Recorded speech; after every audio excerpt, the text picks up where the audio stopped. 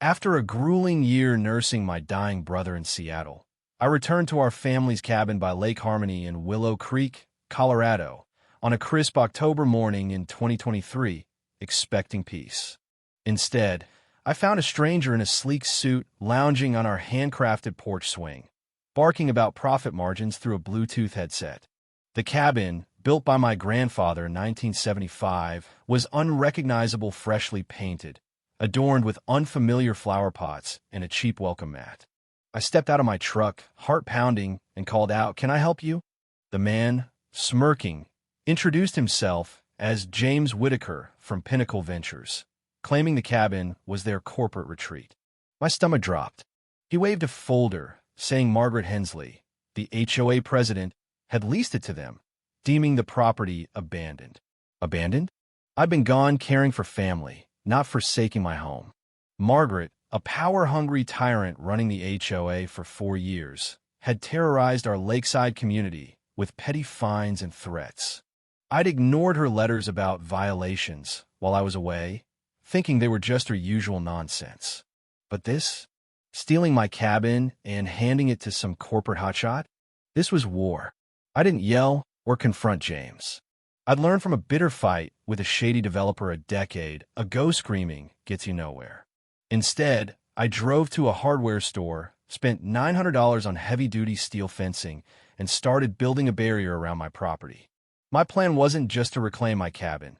It was to expose Margaret's scheme and make her life hell. The fence was more than a boundary, it was a statement.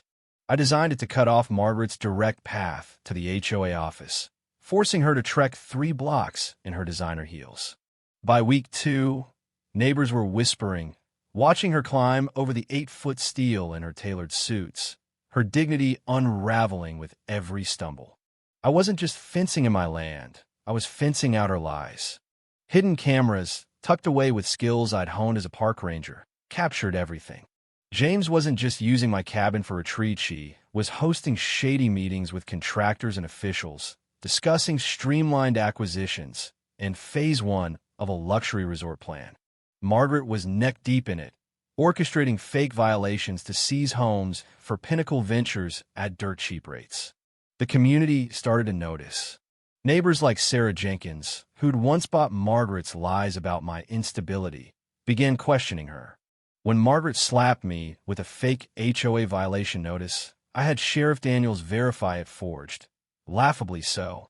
My cameras caught gold. Margaret and James in my cabin, plotting to target 9 more homes, admitting to fraud with chilling arrogance.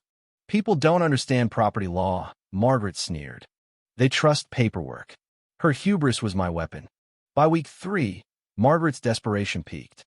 She sent her husband, Tom, a burly contractor, to destroy my fence at 2 a.m. My night vision cameras recorded every second Tom barking orders, linking Margaret to the crime. Sheriff Daniels arrested him on the spot, and the footage of their conspiracy unraveled their empire. The community erupted. At an emergency meeting, I played the recordings. Margaret's voice, detailing her scam, silenced the crowd. Neighbors shared stories of her harassment, fines for trivialities, threats of seizure. We voted 90% to oust her and audit the HOA. Margaret, cornered, lashed out, hissing threats about loose ends and leaving a cryptic note on my truck. "Some problems need permanent fixes." Her final gambit was a desperate setup, hiring thugs to vandalize my property, framing me as unhinged. But my cameras caught her directing the attack from her SUV. Sheriff Daniels swooped in, arresting her mid-escape. Charged with conspiracy, fraud, and harassment, Margaret's world collapsed. She got 3 years in prison, her assets frozen, her socialite status reduced to infamy. Tom served 2 years, losing his business.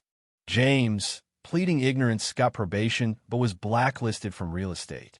The community reclaimed their homes, and my fence became a truth wall, plastered with evidence and neighbor stories, a symbol of defiance blooming with roses. 18 months later, in April 2025, our community thrives. Property values soared 45%, not from Margaret's tyranny, but from trust rebuilt through transparency. We replaced the HOA with a public council, and I've helped 25 communities nationwide fight similar corruption. My book, Fencing Out Fraud, and a documentary spread our story. Margaret works a dead-end job in obscurity, shunned by her own kids. Tom stocks shelves under his former employees' orders. James sells insurance, a shadow of his former self. Standing by my grandfather's swing, I feel my late wife, Emily, smiling. Truth wins, she'd say. And it did. What was Margaret's real endgame? Was she just greedy, or was someone bigger pulling her strings? Could James have been a pawn too? Drop your theories below, hit like, and subscribe for more stories of fighting back.